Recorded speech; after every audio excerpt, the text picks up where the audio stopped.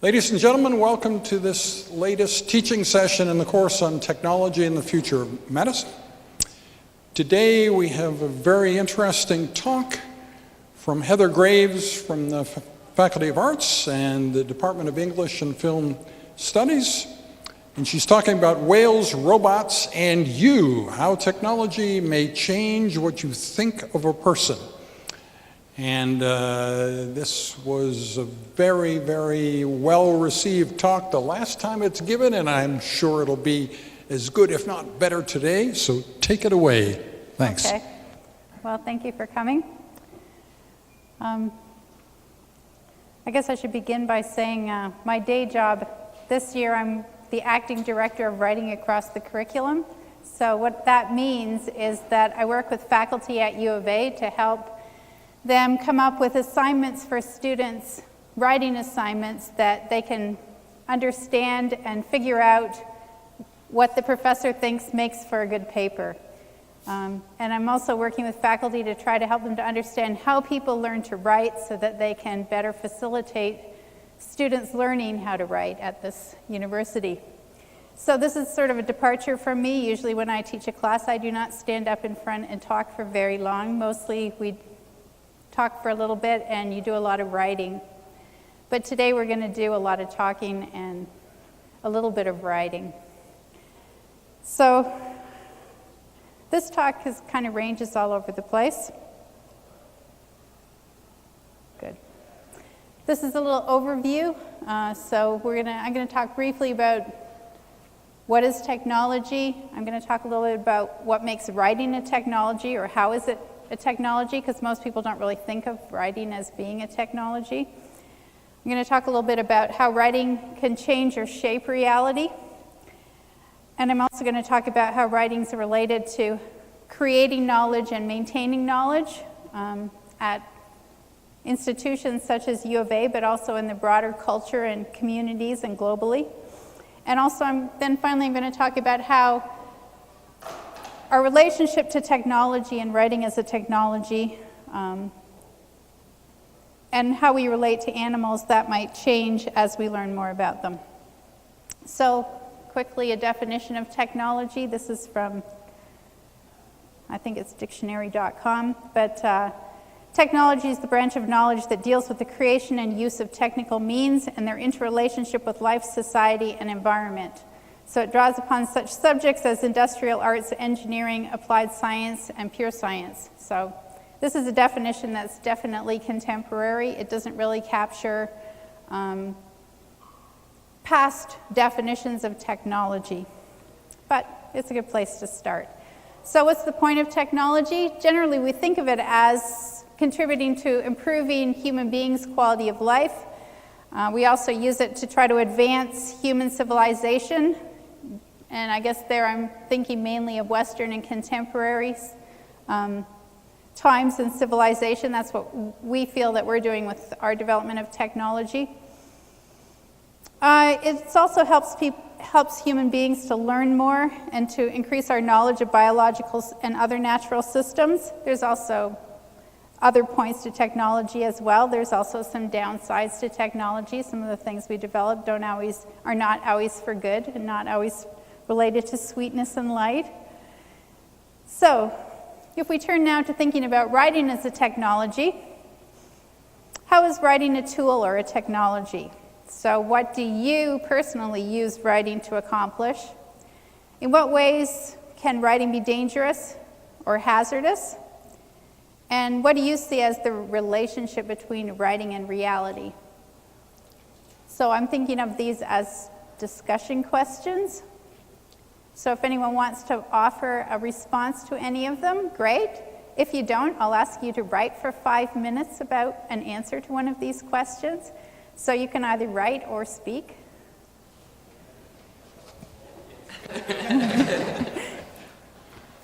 Hi, my name is Brad. I think that writing, I specifically use it basically to organize and categorize my thoughts, and then basically to be able to go back and look at those ideas and refresh my memory. Okay, cool. Good. Anyone else? More of a, I was wondering, do policies and regulations count? Like maybe drafting bills and like government? So I'd say maybe, suppose like just for the government, like maybe if they decrease taxes on corporations, resulting in less, obviously like money for themselves, resulting in less money for say social welfare. I'd say that sort of writing in that context has really, I guess it could be really hazardous and dangerous for those who maybe can't afford like mental health services and stuff like that. So yeah, that's Great, my answer. excellent point. Yes.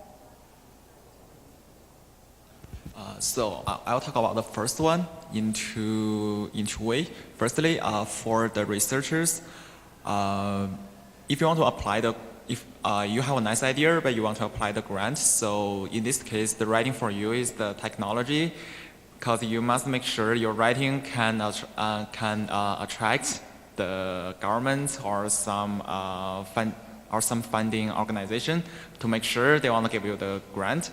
In another way is for like lots of scientific idea. You want the public people to know that. So in this case, writing is a tool to make that easily to understand. So you write that in a easy way, in a general way, to make sure all the public can understand the complex scientific idea. Great, good points. Can I go again? Yep, sure. Yeah, kind of based on that, I think it's interesting that in the modern day and age, one form of writing or one media that we use is like Wikipedia, for example. So there's a lot of ideas that can be contained in that service, and it is generally written by just ordinary people. And in terms of it being dangerous or hazardous, so there's things like basically a lack of citation, especially on the internet. You don't necessarily know what's real or fake. Right. And I mean, there's a lot of people who spread ideas that may go against social norms, or people who have ideas, that are biased or discriminatory, and the spread of such ideas could influence others. Great. Good. Anyone else want to offer something here? No? Okay, let's move on. All very good points. So some people wonder about when I make the claim writing is a technology, they're a bit puzzled by it, because we tend to think of it more as a transparent medium for thought. We have thoughts in our head and we just write them down, and that's just a tool for us to remember things. And also the way we use writing as a verb. We talk about writing up things. So scientists write up their results, which is like the culmination of a research project. That's how we talk about it. Is that really the way it works? I don't think so. We also talk about doctors writing up a patient's chart. So really just recording whatever the patient says about their symptoms and then what the doctor thinks about it. So the way we talk about writing or suggests that we kind of conceptualize it as being adjunct or a follow-up to the real work, which is the experiment itself or the diagnosis in the case of medicine. So I'm going to take us way back in history here and take a look at the history of writing, just a really brief history of writing. But this history starts with pre-alphabetic syllabic writing systems, which are several thousand years old anyways. Our knowledge of them dates back that far. These systems of writing were represented the physically heard symbols of the language, so they didn't, which was different from the way we represent our language now in the way that we write it down. The problem with these types of language, at least for thought, was that they were ambiguous, and you had to be highly trained in order to be able to read or understand the written language that was developed. And a lot of these languages were developed to keep records, so keep records of harvests, how much the king owned, or the various rulers. So the language was geared towards that, not really towards recording thoughts or developing unique ideas. That had to wait really until the Greeks came up with their technological invention was to develop written symbols that represent an abstract unit of phonological structure, so which was the phoneme, which is the consonants in our language of English anyway. So B, P, D, T, they exist in the abstract, but in order to pronounce any of those, you have to put a vowel with them, because just in and of themselves, you can't pronounce them. How this writing system was different, that it doesn't represent real speech, it represents an abstract version of speech. And why it's important or valuable is that what it does is it enables us to record original thoughts and enlarge upon them. So basically this alphabet enables literacy, because we can use it, we can train people to understand it, everyone can read it, everyone can use it to write things, and then once we start writing, we start developing ideas and building on other people's ideas. So it's not just recording, it's also becomes more epistemological in that we start creating new ideas and new things, and then it becomes a lot more than just recording the harvest. So if we move forward a little bit in history, writing, once it was well developed, became a mechanism for preserving culture. So I'm using medicine as my example here due to the name of this course. So there, you know, European culture isn't the only culture that preserved their medical knowledge through writing. Lots of cultures around the world did that. They all produced written texts that documented and preserved their culture's medical knowledge so that it could be passed on to the next generation and then built onto and elaborated. In the medieval period, there were seven parts to education in the medieval period. The first three were called the trivium. So you started off, when you went to school, you started off learning grammar. So that was your basic mastery of written and spoken English, or not English, but written and spoken language. Then you moved on to logic, which is really philosophy. So how do you construct syllogistic type arguments? From there you moved on to rhetoric, which was how to construct arguments to persuade people of things in uncertain circumstances.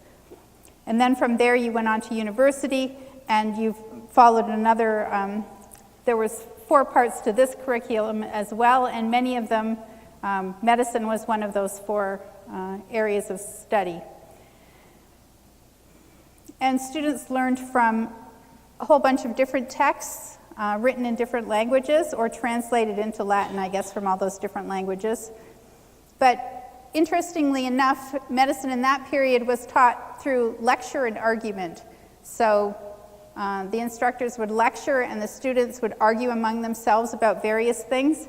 It was supplemented with practice a little bit, but actual surgery was not a part of every physician or every program's training, which is kind of interesting to think how you could become a doctor without actually engaging with real sick people. So this next image is really connecting up with the whole notion of the history of writing and how writing is more than just an adjunct to thought. This is an illustration from Vesalius, his book, I think, what was it called? I'm forgetting what it's called. Oh yeah, De Humani Corporis Fabrica from 1560. This is an illustration of the reproductive organs of a woman. And what you'll notice is the way that it's illustrated, well, Vesalius actually did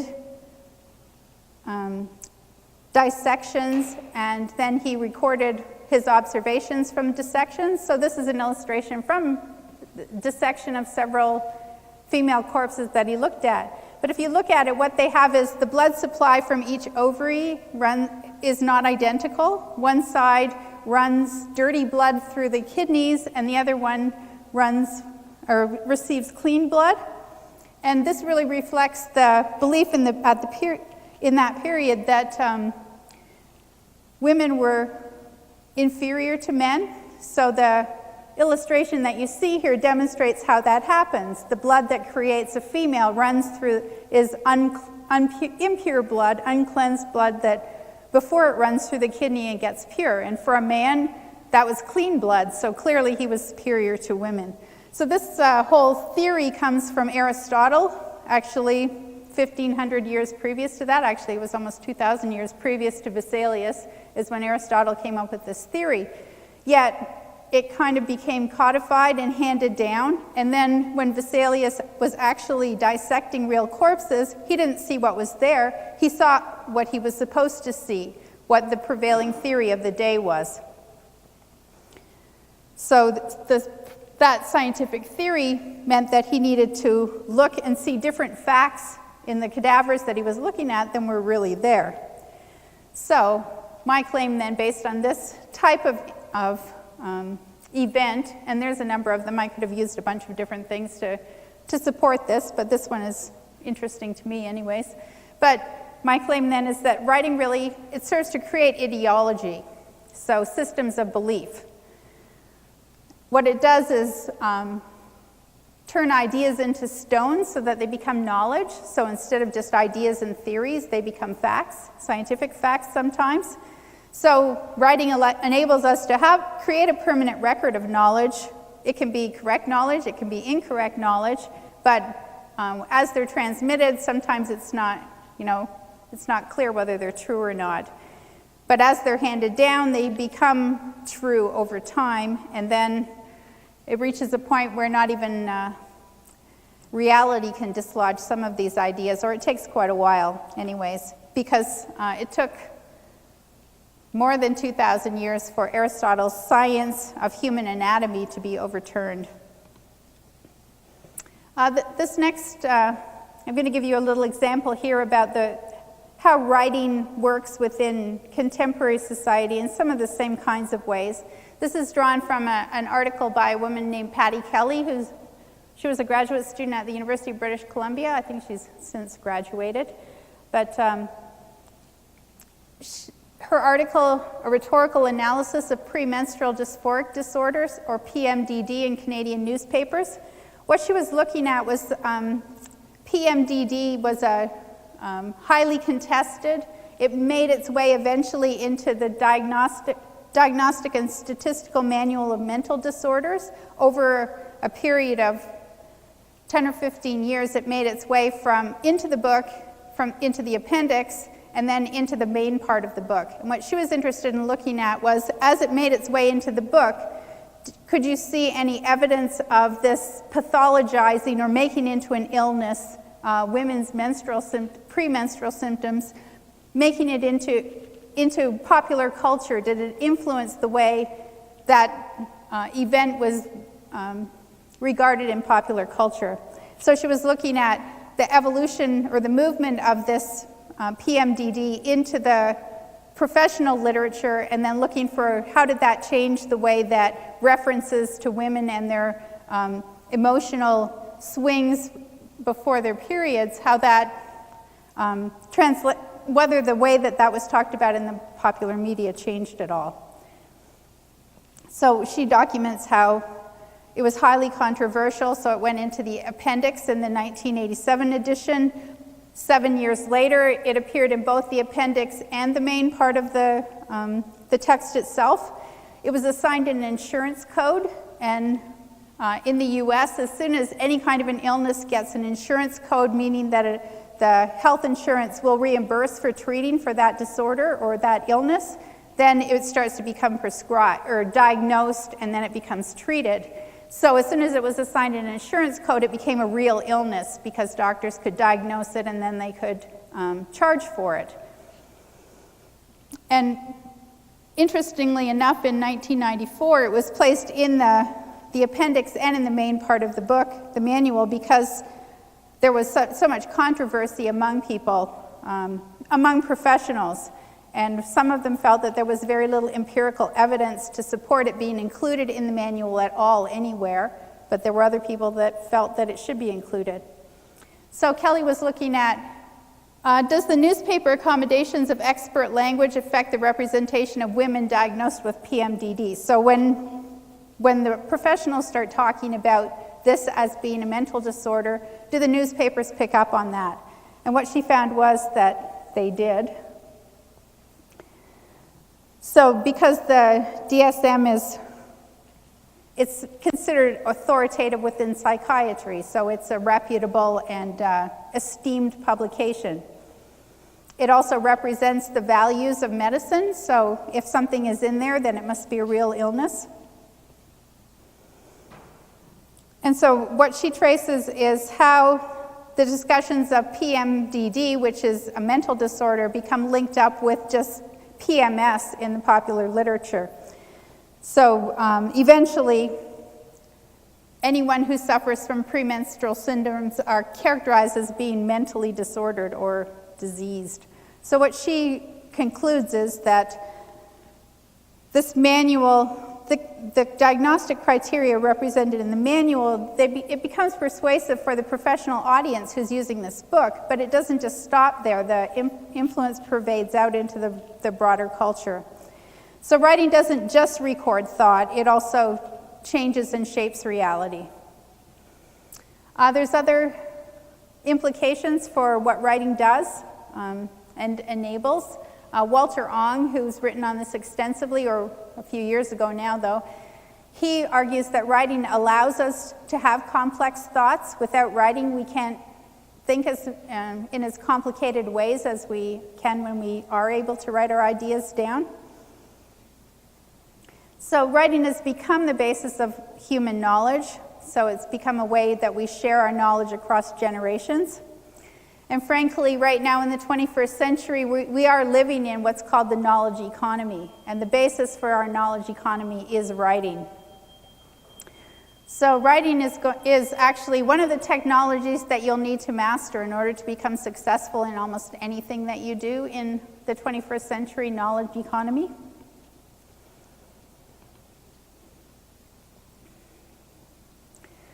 So I guess I'm making some claims here. As we learn more, it also enables us to develop more sophisticated technology. The more sophisticated our technology, the more we can generate more knowledge and greater understanding of things. So really it becomes a synergistic type relationship where both things work together to allow us to think more and come up with better ideas and learn more. But at the same time, I think it also is raising some important ethical and philosophical questions. It actually may force us to rethink what we think, rethink our current understanding of our relationship between technology and the world around us. So I want you to get out your pens and a piece of paper or your computer, I don't care, and write for 5 minutes. Here's several questions, pick one of them. If you finish and we haven't finished our 5 minutes, you can go on to another one, but I want you to think or write about, so what is our current relationship to technology? When our technology becomes smarter than we are, how is that going to change our relationship to it? And then if it changes our relationship, do you think it's possible that machines might have rights similar to humans? And what would the circumstances be that would enable machines to have some kind of person rights?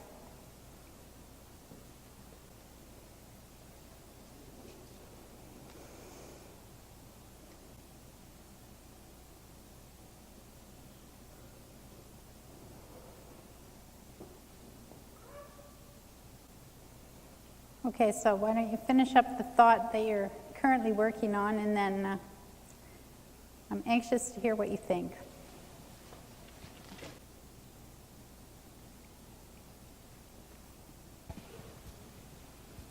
So I chose when technology is smarter than we are, and how does it change our relationship to it?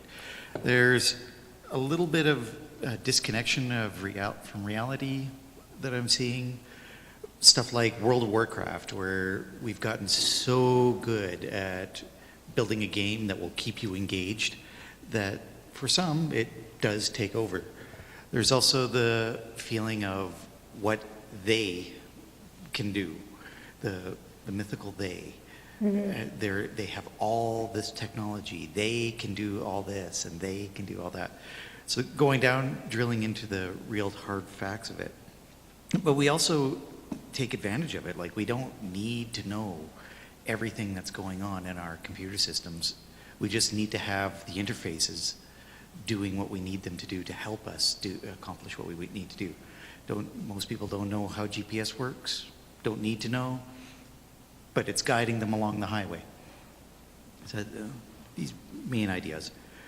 The other part is the human engineering factors becomes far, far more important. Designing things so that carpal tunnel syndrome isn't taking effect. We're not irradiating ourselves constantly, low levels at a time, but over the chronic that it happens. And that's as far as I got for a lot of it. Okay, We're fine. good. For question one, I'd said our current relationship is actually codependent, sort of we need them and they need us. I don't believe that, you know, maybe like 30 years ago you could maybe use a piece of technology for your own entertainment, like a TV. But I think now, like, if you were to take my cell phone and computer away, that I'd be severely disadvantaged at school, getting around.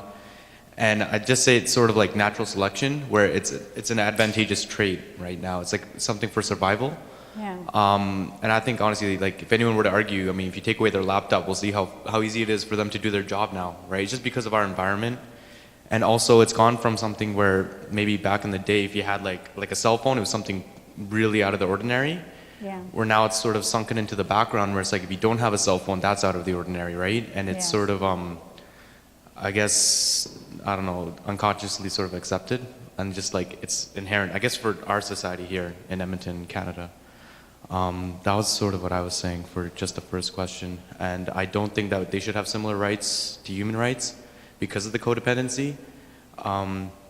I feel like if you, I don't know, I couldn't really think of a lot, but I think the only one that could be sort of similar to having a human right is freedom of security, right? So the freedom of like not being like, obviously like hurt or something, right? Like someone can't come hurt me, someone can't hurt my cell phone at the same time. But I also sort of related that in what I wrote to like right to property, sort of, you know, like I have a right to own this, so you can't break it, right? But it's not because this is a cell phone, so don't hurt it. It's because, no, it's my property, don't, you know? That's what I was sort of relating it to. But don't give it like human rights, because we're so intertwined with this that I think the minute you start doing that, I think it just really overcomplicates things. And I didn't get into that part of my argument. But yeah, that's what I had to say. Yeah, good. Interesting. For the third one, I just have a thought. I don't think machines should have rights until they have some sort of intuition, where they have some sort of free will. But I think at that point, humans shouldn't allow that to happen in the first place, because then there's a real danger of how would you have any significance if a machine is way smarter than you and can do everything that you could do plus more. I don't know. Okay, good point. I think down.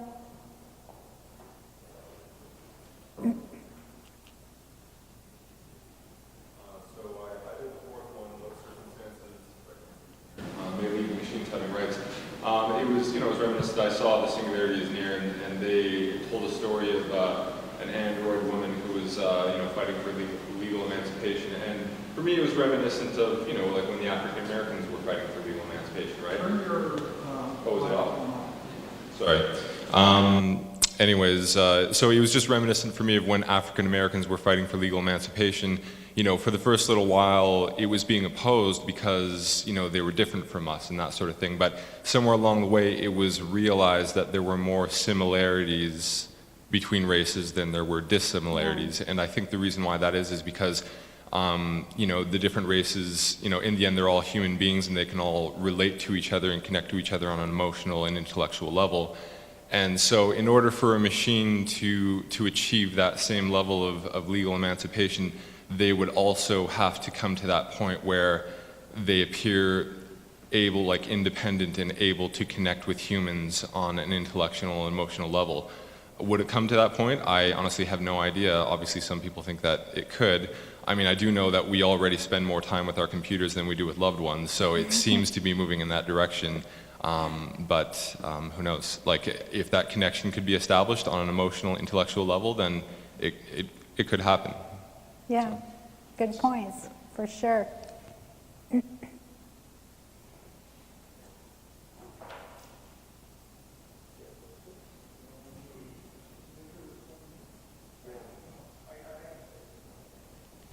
guess. Okay, yeah. I guess I focused mostly on the second one.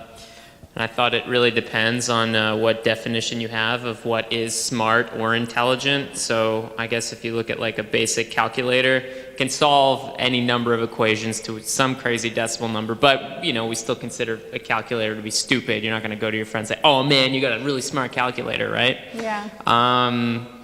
And there's another thing too, I guess, and any labeled smart technologies so far haven't proven themselves to be really smart.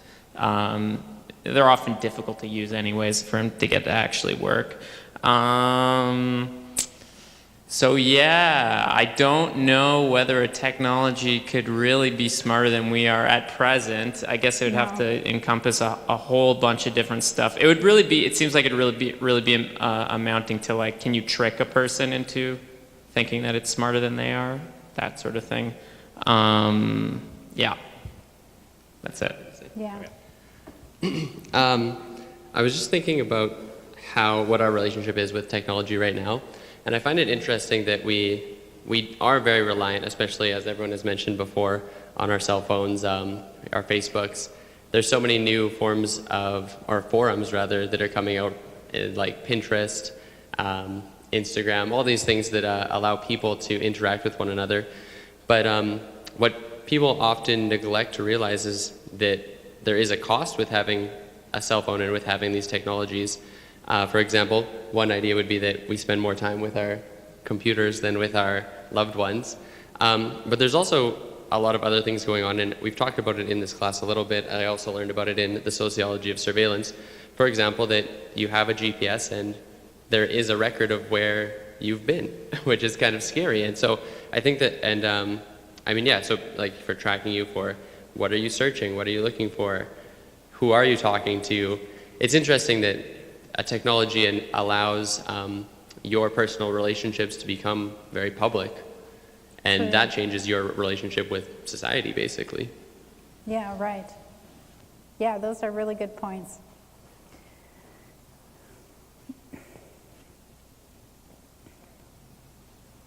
Okay, so next part I'm just going to look at the technology of, I suppose, robots and computer intelligence, but on a fairly surface level. But this is a transcript from ELIZA, I guess, which is one of the most popular programs that combine databases of languages with rules for forming intelligent sentences. So they're one of the first Turing tests, right, to test whether machines' ability to exhibit intelligent behavior, whether other people can distinguish whether they're talking to a machine or to a real human being. And this one, I think, was fairly easy. Most of them are fairly easy to determine that you're not talking to a real person, depending upon the kinds of questions you start asking. Another area is cheating at various games, whether or not people are winning a game of chess or a game of poker or something like that on their own, through their own abilities, or whether they're receiving help that's allowing them to win by cheating. So, interestingly, playing chess is kind of a reverse Turing test, because the chess players have to prove that they're not cheating. And this is a picture of Borislav Ivanov. He was suspected of cheating about this time last year. I think he was in a tournament, and organizers suspected that he must be cheating in order to win, because he was previously ranked at 2227. That was his ranking in the chess world. And then in one tournament, his performance rating went up to 2690. So they thought that no one could improve that quickly or in that short a space of time. So they're pretty sure he must be cheating, but I think they strip searched him and they couldn't figure out how he was doing it if he was. So he got off on that one. So I thought, well, how do they detect fraud in chess? But I guess computer programmers have developed an algorithm that tries to differentiate between the way human players play chess and how computers play chess.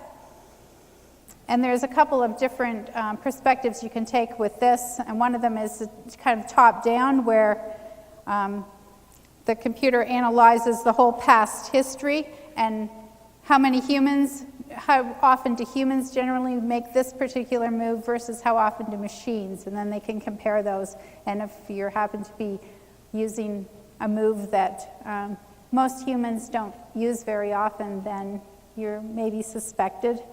Another way they try to detect it too is how humans play versus how computers play.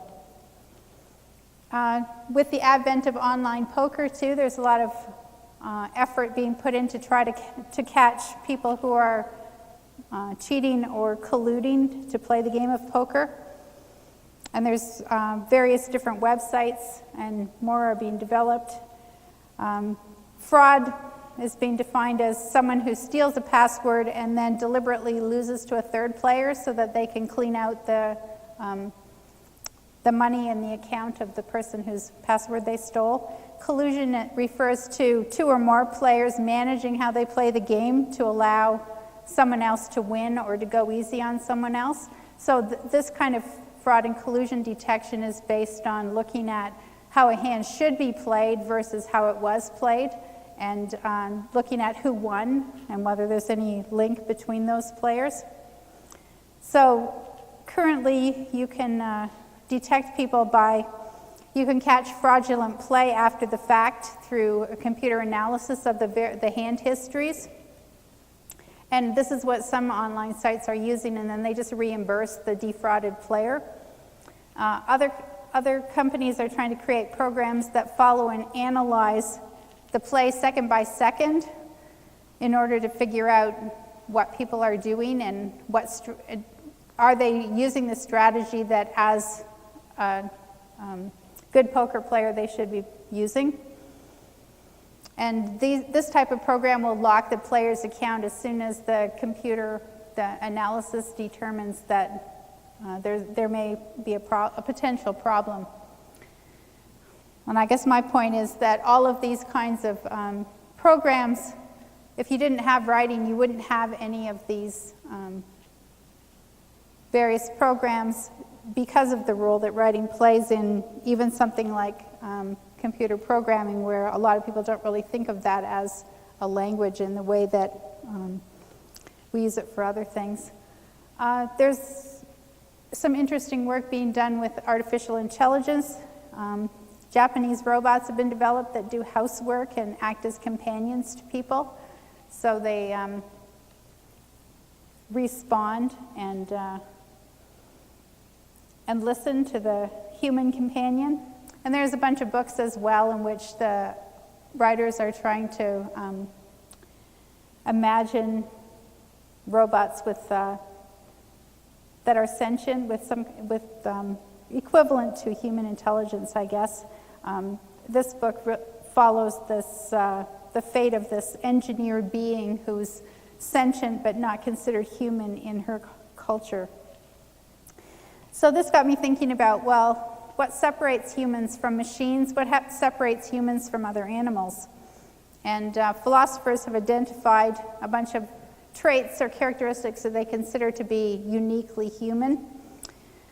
And our language, or our ability to communicate in voice or in writing, is one of the things that they consider being unique to humans. Our ability to reason is another one.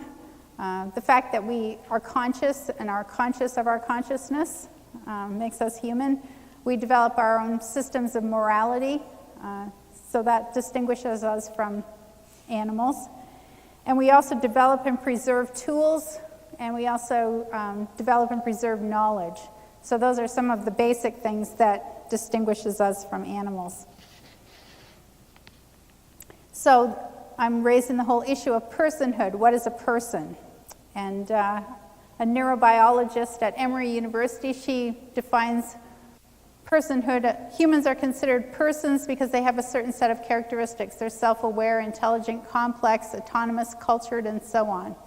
And so what she goes on to say is that if we accept this definition of what constitutes humanity or what constitutes a person, And she points out that these definitions are used around the world in constitutions and other legislation, so this is how humans and persons are defined.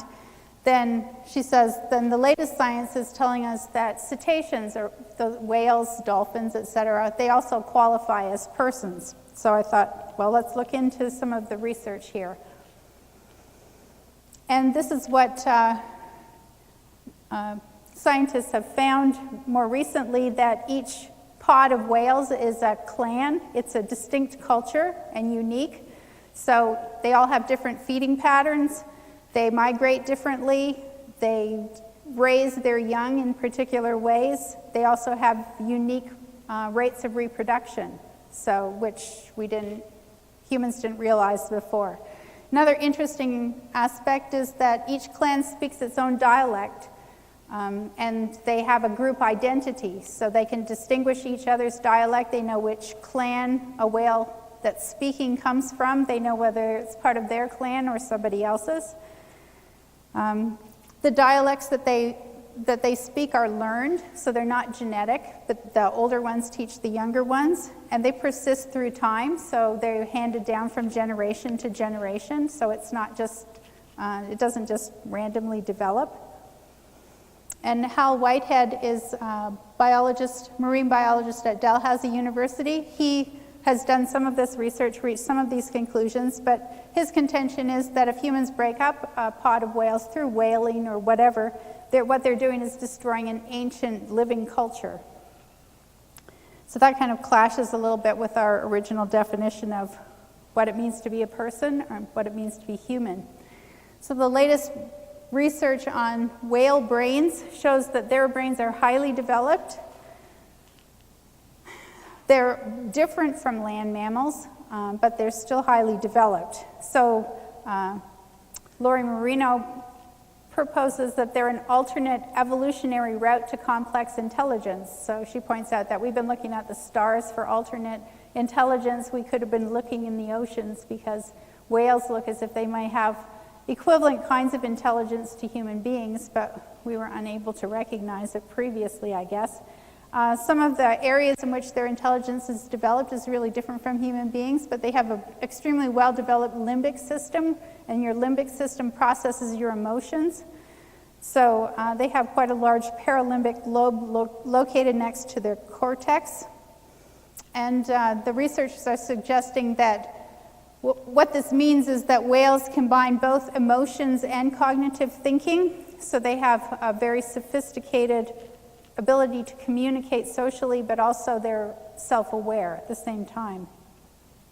So the researchers some of these marine biologists and neuroscientists are speculating that whales may actually be more socially connected, communicative, and coordinated than human beings are through their well-developed brains.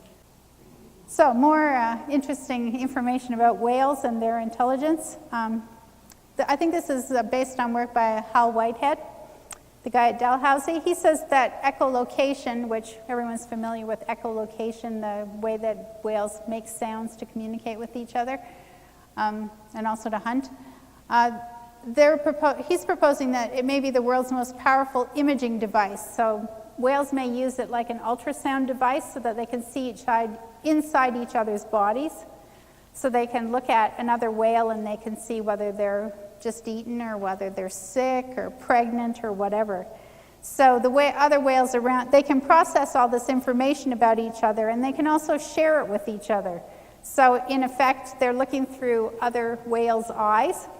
And so he proposes that widely dispersed whales may form a single sensory loop. So they communicate across hundreds of or thousands of miles, I suppose, around the world, and they can share information with each other.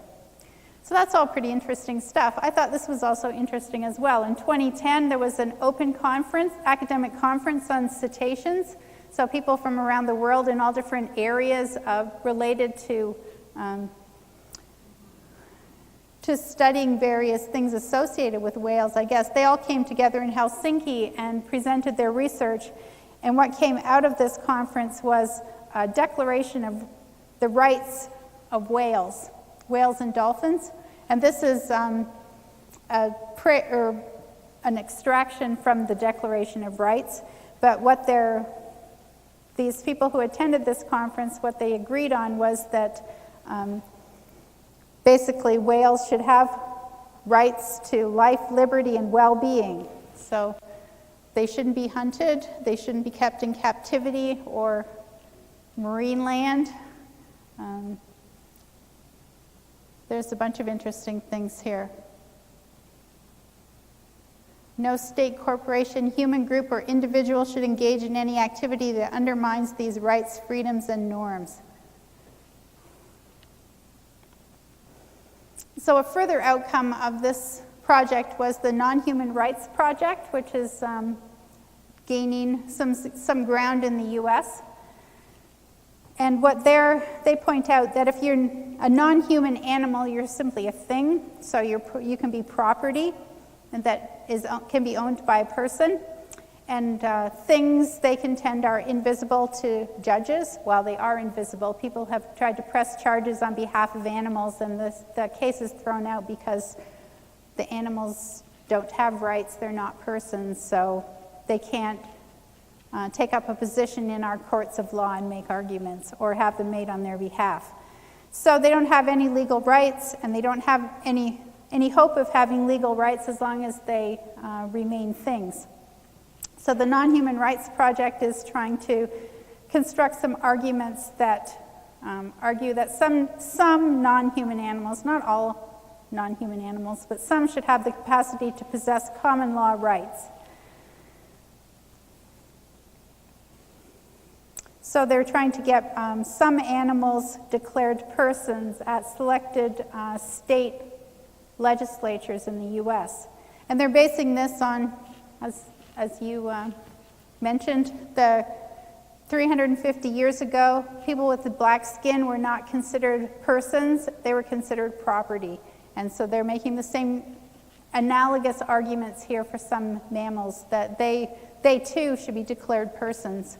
And when James Somerset versus Charles Stuart, the king, his case in 1772 was decided in his favor that he could not be owned. He was a person and could not be owned by another person. That was really the beginning of the end for slavery, at least in European, North American type countries. It took a while before it made its way through, but it really did signal the beginning of the end.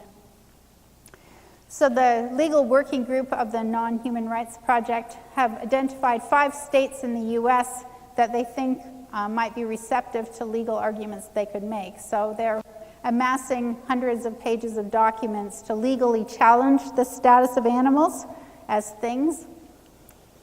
And I don't think, I was looking to see if they'd made up their mind yet, but they haven't actually selected the state yet where they're going to put forward their first court case.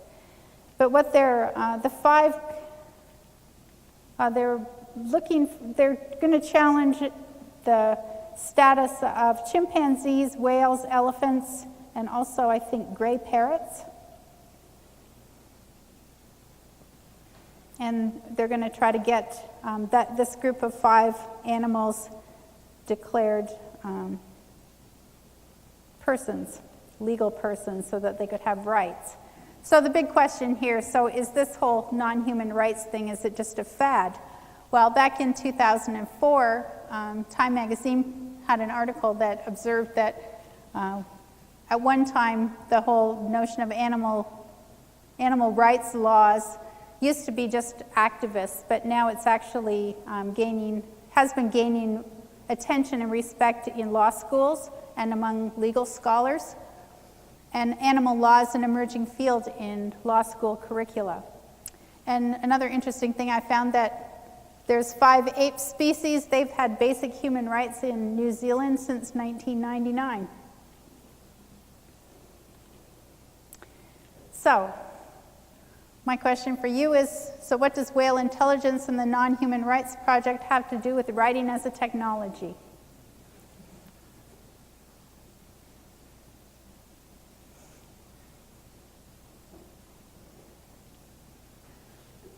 Anyone want to wade into that one? I'd say, I don't know, I'm just thinking simply here, but you have to write up the bills to identify them as rights. You need some legislation, documentation to start anyways, right? Yeah, right.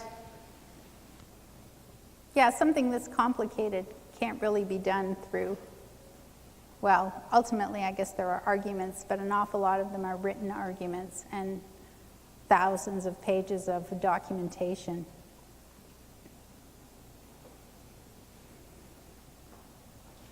Well, I think that the history of humanity in some ways has shown that, as you presented earlier, that through the development of language and of our ability to write, we've developed our culture and developed our knowledge. And so if we have the technology now that allows us to realize that there's animals who have intelligence or who have culture, and perhaps they just don't have opposable thumbs, so they can't write. I just think, yeah, so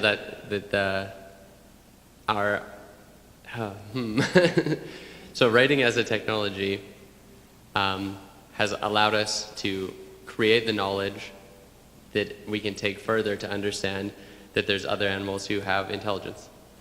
Good. Good job.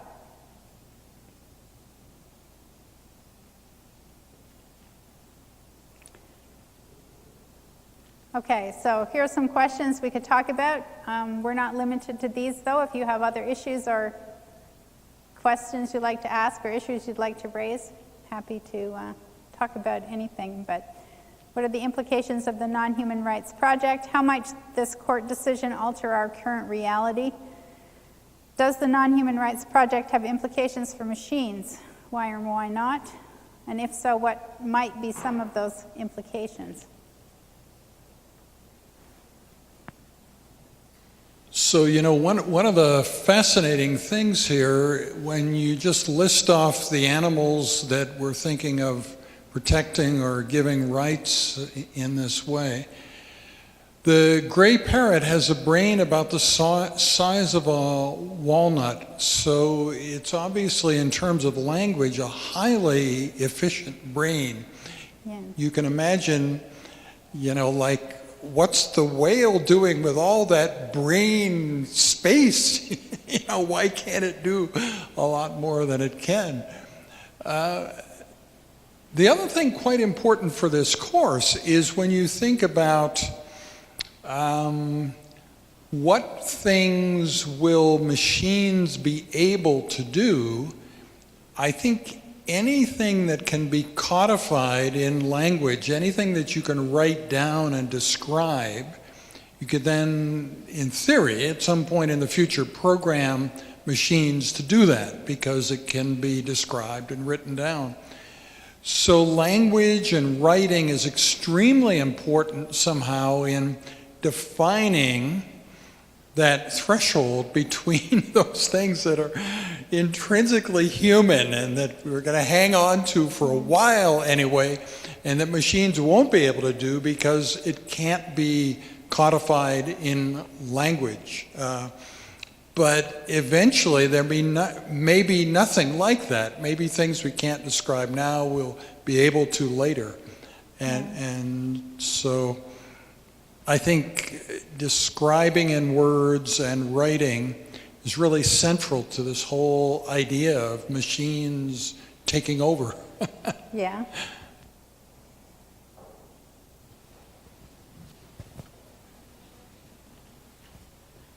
So I'm kind of curious about the basis of the law in New Zealand. Does it have firm basis in Commonwealth, which has the implication that every Commonwealth country could then be adopting this very, very quickly and easily? Yeah, they were kind of cagey about they framed it as basic rights. They didn't frame it as common law rights, which the Non-Human Persons Project is trying to frame it as common law rights. I don't think it is. I think it's just they have the right to not be used as experiments performed upon them, like medical experiments, right? And I think they also have other rights as to not being kept in small cages. So it's kind of like basic stuff to do with the way that they're treated. Okay. It's a little different. Yeah, yeah.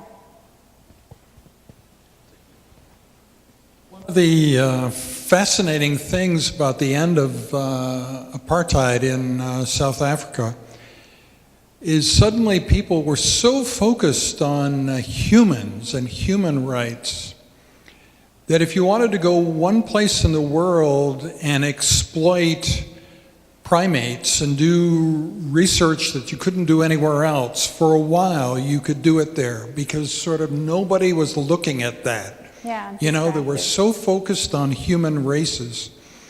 And it's kind of creepy to think about that in the morality area.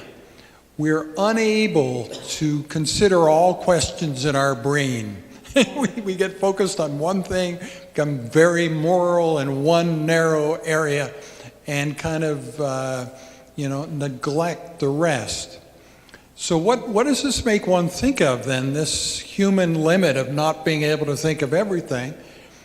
Well, as Osmer Zayan has said, it is possible that once we're able to put morality into words completely or almost completely, that computers will be better at it than we will because they'll be able to consider everything. Yeah. They'll be able to consider humans deeply at the same time that they're considering primates and gray parrots and all these other things. Numbers are no problem for them, Yeah. you know? That numbers are a problem for us beyond a certain point. So that Osmer is on sabbatical this year, so we don't get as much of him. But what he would say if he were here is to argue strongly in this vein.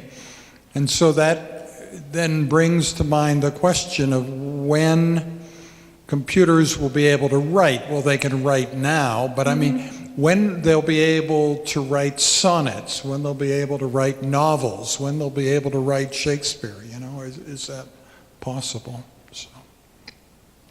That's a good question. Okay. Just in regards to the second point there, how might this court decision alter our current reality? I think it's really just the final step in humans finally forming sort of a cohesive global perspective where we're all part of the same thing, because it seems to me that, like, for the most part, we sort of go about this, we sort of do things in cycles where, we tend to completely come in, conquer, and dominate a total population of whoever it is, and then afterwards we kind of say, oh, you guys are actually all right, we're okay. So I think that happened with culturally with black people. We came in, we said, no, you guys, we own you, and then we said later, okay, you're all right. And then we did it with women, and we said, no, you don't have the same rights as men, and then afterwards it's, oh no, you do, we're all the same. Now it seems to be sort of happening with the gay community, where before it was like, no, you guys, you need to, there's something wrong, we need to cure you, and now it's, yeah, you can probably get married, I mean, who really cares? And so it seems like animals would be pretty much the last step in that puzzle. I can't think of any other place where we could really go to after that other than space. I think that's probably the next step. We're going to conquer space and then eventually form some sort of, federation. It would be pretty awesome. There's a researcher here at U of A in the Faculty of Science who's doing some research on plants. And what he's found is that there's a certain kind of plant that can identify its own offspring and distinguish it from other seeds that are growing. And so it fosters the growth of the plants that are the same as it, and it inhibits and kills the ones that are not its seeds, right?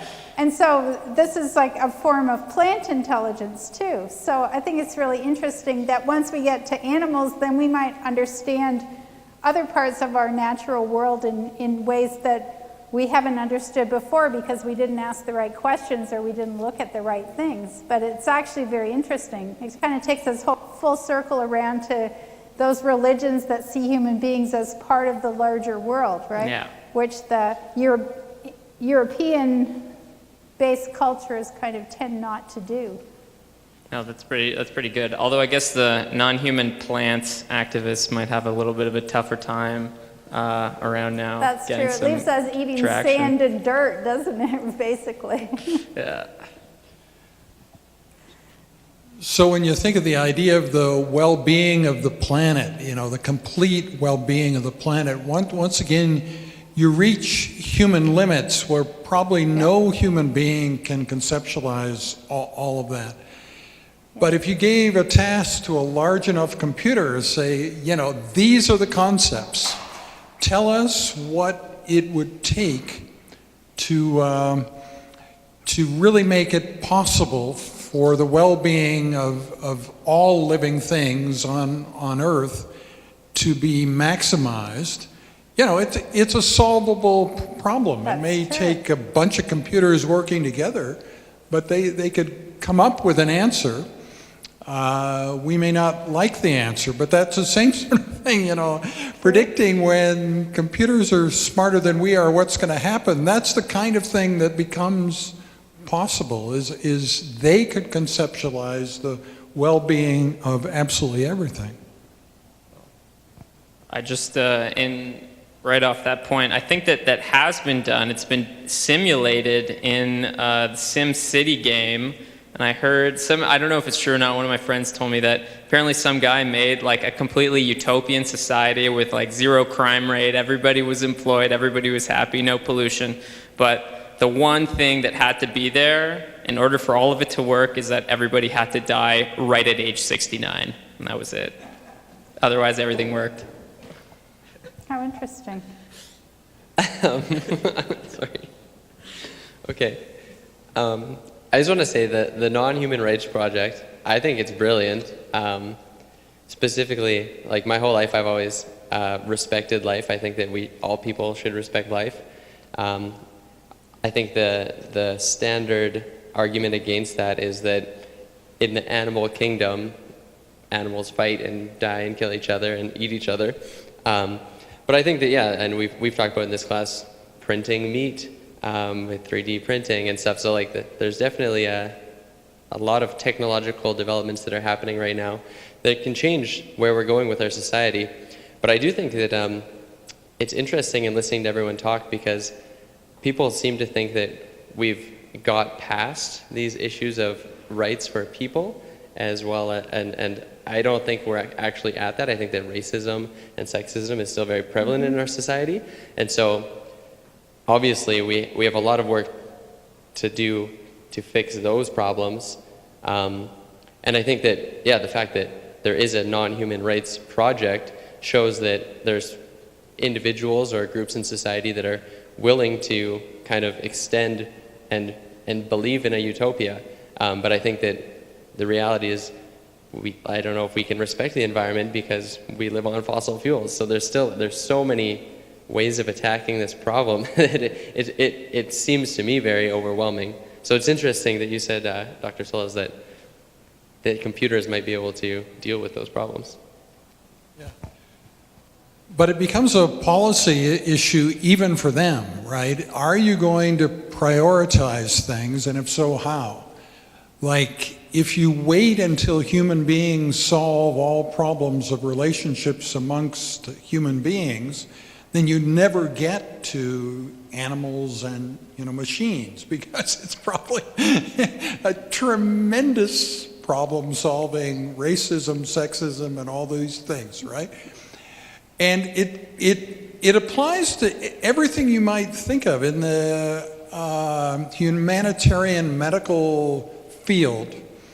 Think of just doing something in your own area of specialty to help mankind, womankind. So, for instance, in post-earthquake relief, something that I've spent a long time on, if you just look at solving the kidney failure, it's very expensive per patient.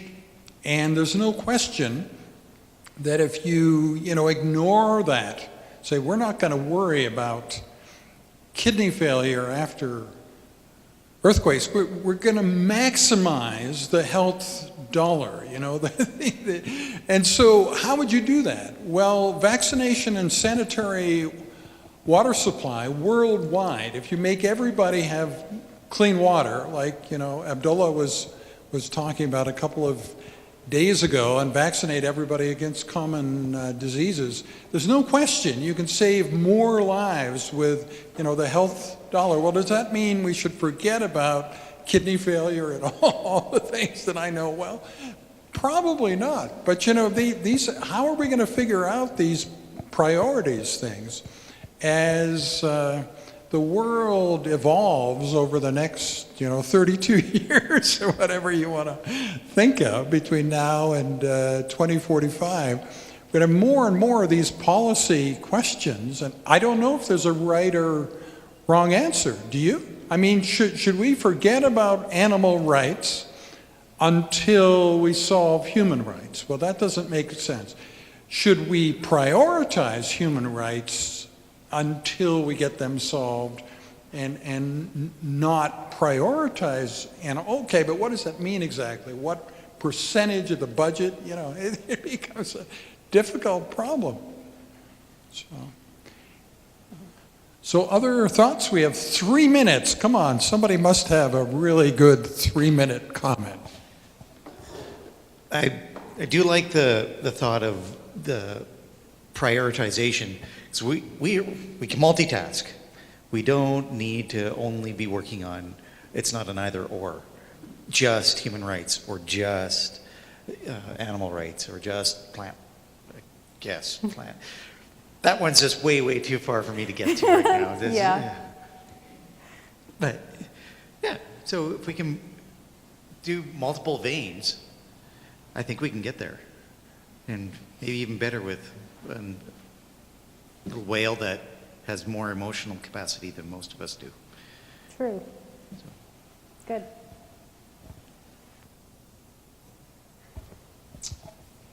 Yes, I guess there was a comment made earlier about you know, how some of the problems we have, you know, in our day, we're struggling, you know, with fossil fuels and all that stuff, and how maybe machines can actually help us with that stuff. And it actually, I just want to add to that.